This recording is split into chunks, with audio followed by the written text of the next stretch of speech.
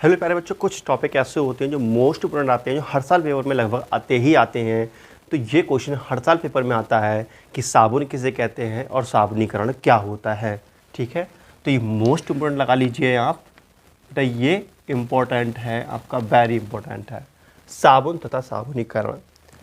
साबुनीकरण क्या होता है? देखो, साबुन बनाने की जो प्रक्रिया होती है, साबुन बनाने की जो विधि होती है, उसको ही हम साबुनीकरण के नाम से जानते हैं। समझ में आया? साबुनीकरण क्या है बेटा? साबुन बनाने की प्रक्रिया को हम साबुनीकरण कहते हैं। ठीक है गुरुजी, ठीक है, आपने समझा दिया साबुनीकरण कहते हैं, लेकिन ये तो बताओ साबुन क्या होता है, साबुन का सूत्र क्या होता है, साबुन बनता कैसे है। चलो ये सारी चीज़ें हम सीखने वाले हैं कि साबुन कैसे बनता है। ठीक है, तो देखो, इसके लिए हमें वसा की जरूरत होती है। वसा का मतलब कोई चिकना पदार्थ, जैसे कि तेल, घी, ये वसा होते हैं। ठीक है, वसा का एक फॉर्मूला लिखता हूँ बेटा मैं।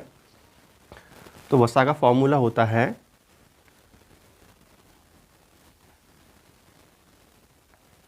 CH2 CH CH2 O CO C17 H35। ठीक है, O CO C17 H35। ध्यान रहे, जितना बड़ा C है उतना ही बड़ा O बनना चाहिए, छोटा नहीं। ठीक है, O CO C17 H35 ये किसी भी वसा का फॉर्मूला है। वसा का मतलब कोई भी चिकना पदार्थ, जैसे कि तेल। ठीक है, कंफ्यूज मतलब डरना नहीं है, अगर ये देख के डर जाओ, अभी बहुत सरल है ये। अब इसकी क्रिया हम कहते हैं NaOH से सोडियम हाइड्रोक्साइड से, 3 सोडियम हाइड्रोक्साइड से क्रिया करा दो।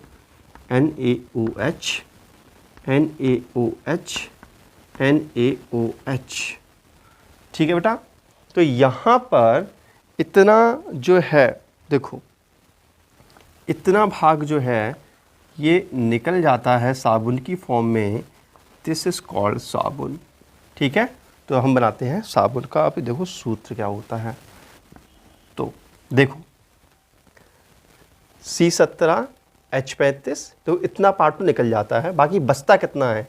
ये बचता है CH2 CHOH। फिलहाल जो निकलता है पहले बोले लेते हैं, C17 H35 C17 H35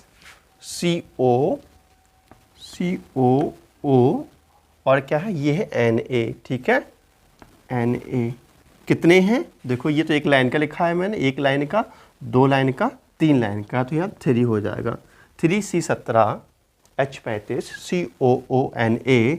इसको हम बोलते हैं साबुन। क्या है बेटा? ये साबुन का सूत्र है। ठीक है, अगर कोई कहे साबुन का जनरल फार्मूला क्या होता है, तो आप कहेंगे RCOONA। ये कोई सामान्य साबुन का सूत्र है, जहाँ R क्या है? R कोई भी कार्बनिक चैन है, जैसे कि यहाँ पर इतना R है, ये कार्बनिक चैन है, उसके बाद COONA। ठीक है, तो ये साबुन का सूत्र हो गया।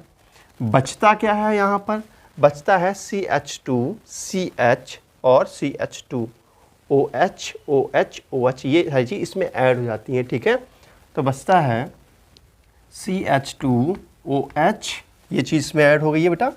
CH2 में ये इधर के ऐड हो जाता है। ठीक है, CH2OH CHOH CH2OH।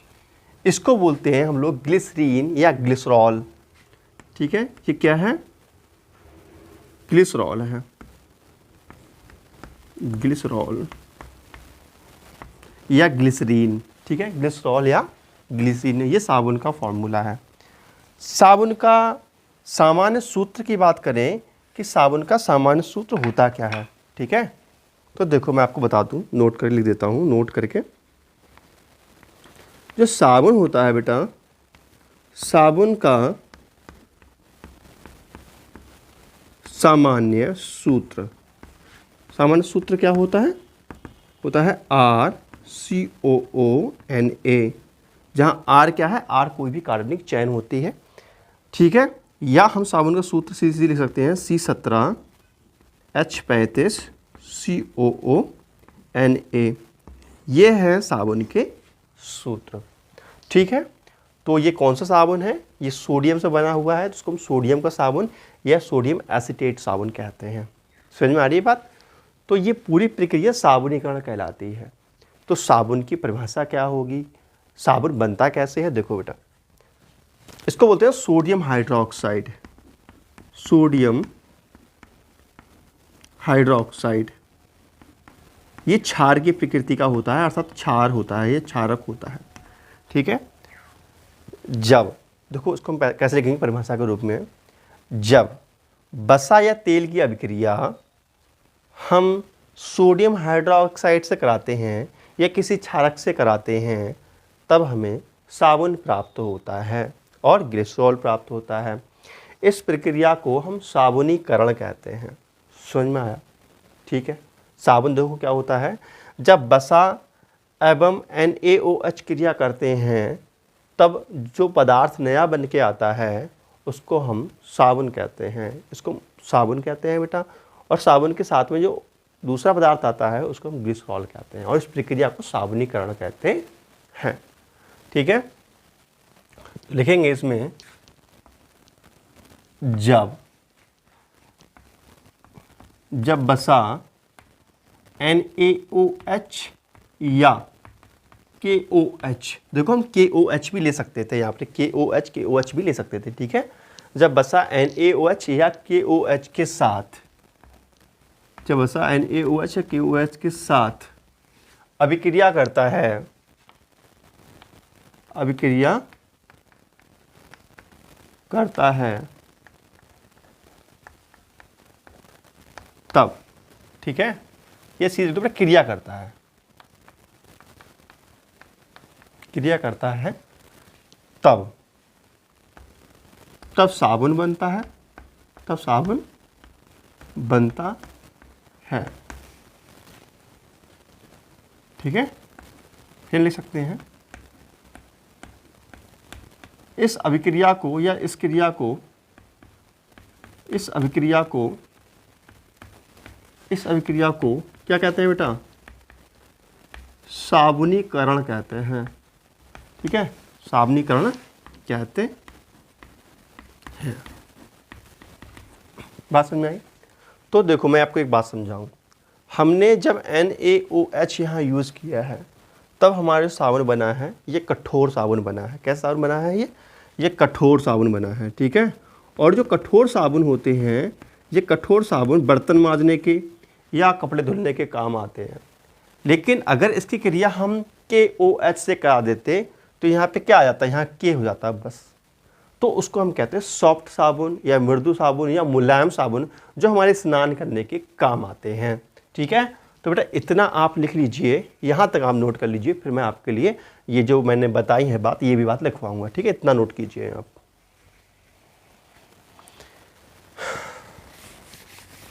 ठंडे ठंडे पानी से नहाना चाहिए गाना आए या ना आए, गाना चाहिए।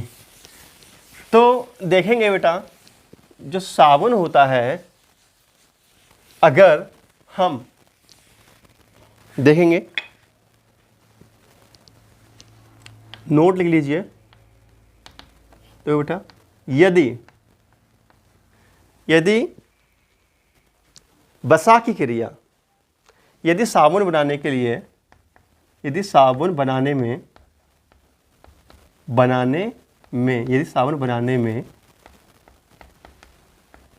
NaOH, ठीक है, जब, यहाँ लिख लो बेटा, जब साबुन बनाने में NaOH क्षारक का यूज करते हैं, तब कठोर साबुन बनता है, तब कठोर साबुन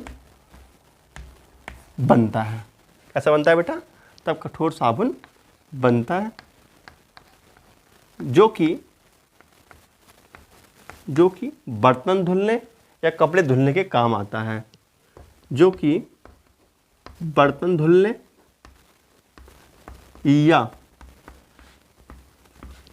कपड़े धुलने के काम आता है।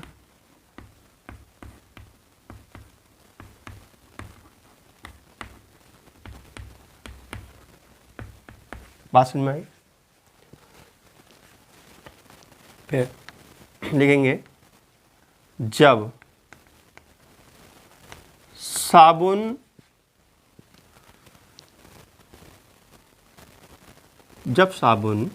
KOH क्षारक से बनाया जाता है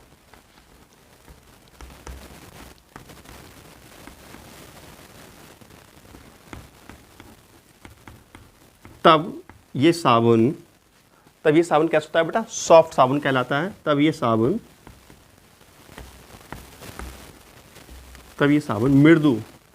मृदु या मुलायम या सॉफ्ट साबुन कहलाता है।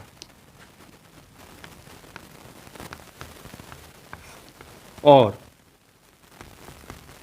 ये साबुन स्नान करने के काम आता है।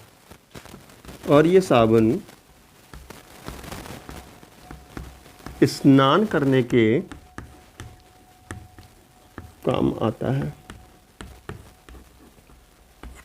समझ में आई बात साबुन के बारे में? अब बात यह है कि आखिर जो स्नान करने वाले साबुन होते हैं, ठीक है, तो स्नान करने वाले साबुन का फॉर्मूला लिख देता हूँ बेटा, कहीं आप चक्कर में रहो। देखो, जैसे कि जो इसका साबुन आएगा ना, बर्तन धुलने वाला साबुन, उसका सूत्र होगा RCOONA। ये कौन सा है बेटा? ये बर्तन धुलने वाला साबुन है, ठीक है। और नहाने वाला साबुन का सूत्र क्या होगा? RCOOK। ये नहाने वाले का सूत्र हो गया, सामान्य सूत्र, ठीक है। अच्छा जी, कौन सा साबुन अच्छा है, कौन सा साबुन अच्छा नहीं है, इसकी हमें जानकारी कैसे मिलेगी? इसकी जानकारी तभी मिलेगी जब उसका यूज़ करेंगे, ठीक है। लेकिन यूज़ तो करते हैं ना बेटा, जैसे दुकान पर ले आते हैं, नंबर 1 साबुन ले आए, या फिर मान लीजिए डब साबुन ले आए, बहुत सारे साबुन लेकर के आते हैं, और भी क्वालिटियाँ होंगी, मुझे ज़्यादा जानकारी नहीं है। तो इनमें से अच्छा साबुन कौन सा, कैसे पहचान करेंगे? अच्छे साबुनों के गुण क्या होते हैं, ठीक है। तो हेडिंग डालेंगे अच्छे साबुन के गुण। हेडिंग डालेंगे बेटा अच्छे साबुन के गुण। अच्छे साबुन के आखिर गुण होते क्या हैं? हम कैसे पहचान सकते हैं कि जिस साबुन का हम यूज़ कर रहे हैं वो अच्छे हैं? तो पहचानने का तरीका ये है कि अगर आप उसका यूज़ कर रहे हैं, स्नान कर रहे हैं, तो उसमें चटकना नहीं चाहिए। क्या होता है, कभी कभार हम लोग देखते हैं ना कि स्नान हम कर रहे होते हैं, उसको हम लगा रहे होते हैं शरीर पे, तो वो चटक करके टूट करके आधा गिर जाता है नीचे, और आधे से हम गिरते रहते हैं। देखा नहीं तुम लोगों ने, जब तुम यूज़ करते हो तो साबुन चटक के कभी गिर जाता है, होता है ना, होता है ऐसे कभी। तो बेटा साबुन जब अगर चटकता हो ना यूज़ करते समय, तो वो घटिया क्वालिटी का साबुन होता है, ध्यान रखेंगे। तो अच्छा साबुन कौन सा होता है? अच्छा साबुन वो होता है जो स्नान करते समय चटके नहीं, चटकना भी नहीं चाहिए।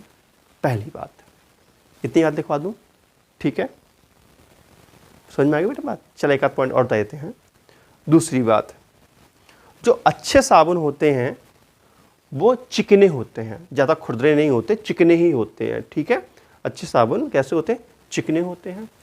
साबुन चटकने नहीं चाहिए, साबुन में उचित नमी भी होनी चाहिए। बहुत सारे गुण हैं, बताऊंगा एक एक करके, क्योंकि एक साथ बता दूंगा ना तो आप लोग चक्कर में पड़ जाओगे, यार कितना कठिन पढ़ा रहे हैं। तो आप ऐसा करो, पॉइंट लिख लो, मैं आपको बताते जा रहा हूँ। पहला पॉइंट लिखो बेटा, लिखो पहला पॉइंट, अच्छे साबुन के गुण। पहला पॉइंट लिखो, स्नान करते समय साबुन चटकना नहीं चाहिए, ठीक है। स्नान करते समय साबुन चटकना नहीं चाहिए। नेक्स्ट, साबुन मुलायम होना चाहिए, साबुन मुलायम होना चाहिए, ठीक है। अब मुलायम होने का मतलब ये नहीं है कि साबुनदानी में रखा हुआ रबड़ी बन जाए, हाँ, उसमें ज़्यादा नमी बहुत ज़्यादा भी नहीं होनी चाहिए। साबुन में जो नमी होनी चाहिए वो लगभग 10% होनी चाहिए, उससे ज़्यादा नहीं होनी चाहिए, ठीक है। तो ये पॉइंट को, तीसरा पॉइंट को बेटा देखो, साबुन में 10% से अधिक नमी नहीं होनी चाहिए। साबुन में 10% से अधिक नमी नहीं होनी चाहिए, ठीक है। अच्छा, और क्या गुण है? देखो, जो अच्छा साबुन होता है उसमें थोड़ी बहुत खुशबू भी आती है, तो अच्छे साबुनों में सुगंध भी आती है, तो अच्छी खुशबू भी आती है ना। तो ये पॉइंट भी लिखो बेटा, लिखो अच्छे साबुन में अच्छे सुगंधित पदार्थ मिले होते हैं। अच्छे साबुन में अच्छे सुगंधित पदार्थ मिले होते हैं, ठीक है। और देखो जो अच्छे साबुन होते हैं इसमें खास बात ये होती है कुछ ऐसे केमिकल्स भी मिले हुए होते हैं जो हमारे शरीर के जो कीटाणु हैं उनको नष्ट करते हैं। अर्थात अच्छे साबुन में कुछ कीटाणुनाशक पदार्थ भी मिले हुए होते हैं। देखो ये पॉइंट लिखो, अच्छे साबुन में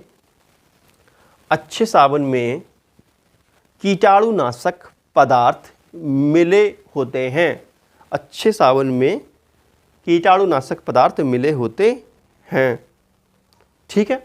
और लास्ट पॉइंट ये है कि बेटा अगर अच्छा साबुन है ना तो जो साफ़ सुथरा जल होता है, साफ़ सुथरा जल का मतलब हम कहते हैं सॉफ्ट वाटर शुद्ध। बेटा सॉफ्ट वाटर कैसे कहते हैं? सॉफ्ट वाटर वो वाटर होता है जो कि शुद्ध पानी होता है, गर्म किया हुआ पानी, ठीक है।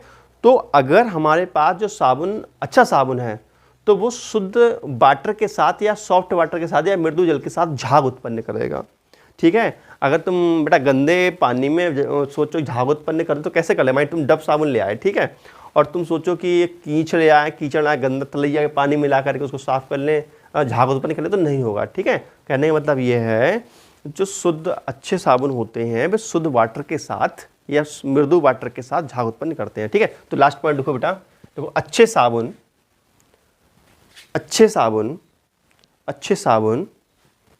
मृदु जल का मतलब शुद्ध जल, ठीक है।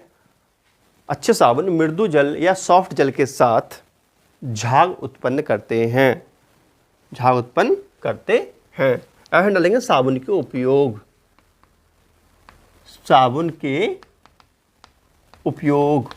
सुंदर राइटिंग है भैया, समझ में आती होगी। साबुन के उपयोग पता है या ना पता है? हाँ, तो सबसे पहला उपयोग क्या है साबुन का? स्नान करने में, बर्तन धुलने में, ठीक है, घर की साफ सफाई करने में, और भी बहुत जगह काम आता है। कीटाणुनाशक के रूप में खुजली उजली हुई ना, ये कभी खुजली हो जाती है, डॉक्टर से साबुन देता है, डिटॉल है, APT है, पता नहीं कौन कौन साबुन, बहुत सारे साबुन आते हैं बेटा खुजली दूर करने के। तो कीटाणुनाशक के रूप में भी इसको यूज किया जाता है, अर्थात औषधि के रूप में, ऐसे कह सकते हो, ठीक है। तो पहला पॉइंट लिखेंगे बेटा, देखो फर्स्ट पॉइंट स्नान करने में साबुन की यूज, फर्स्ट लिखो बेटा स्नान करने में। नेक्स्ट कपड़े धुलने में। लास्ट पॉइंट चर्म रोगों मतलब खुजली वगैरह, ठीक है, चर्म रोगों की औषधि के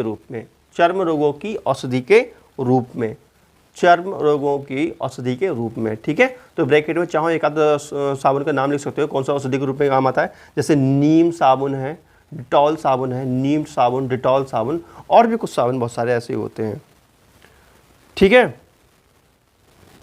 तो खैर लेक्चर इतना ख़त्म होता है। कल के लेक्चर में हम देखेंगे कि जो साबुन होता है वो कपड़े को कैसे साफ़ करता है, सफाई प्रक्रिया क्या होती है, मिसाइल का निर्माण कैसे बनता है ना। तो बेटा देखते हैं ये कल नेक्स्ट वीडियो में। तब तक नमस्कार, जय हिंद, वंदे मातरम, बाय बाय बेटा।